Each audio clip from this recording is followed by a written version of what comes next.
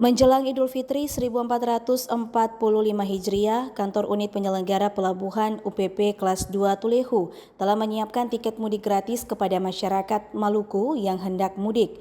Dengan menyiapkan lebih dari 1.100 kuota tiket gratis, UPP Kelas 2 Tulehu telah menyiapkan lebih dari 1.100 kuota tiket gratis dan akan dibuka dalam waktu dekat ini.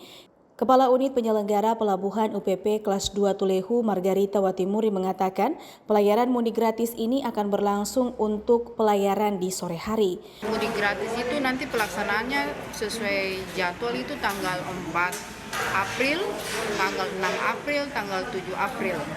Jadi pelaksanaan mudik gratis ini dia bukan untuk pelayanan kapal pagi, tapi nanti di pelayanannya di kapal sore hari. Untuk antisipasi lonjakan penumpang, kita akan menambah frekuensi kapal. Kemudian ada kapal cadangan satu, kapal Cantika Innova. Itu yang memang dia standby untuk kuota mudik gratis itu masing-masing kapal itu 250 orang, kemudian yang satu kapal lagi itu 265 orang. Jadi ada 1.100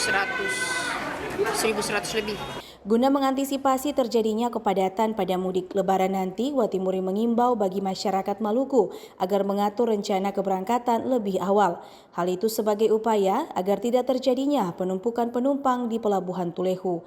Watimuri juga berharap tiket mudik yang telah disiapkan ini dapat dimanfaatkan dengan baik bagi para pemudik. Novita Bonara, Edmond Tupan melaporkan.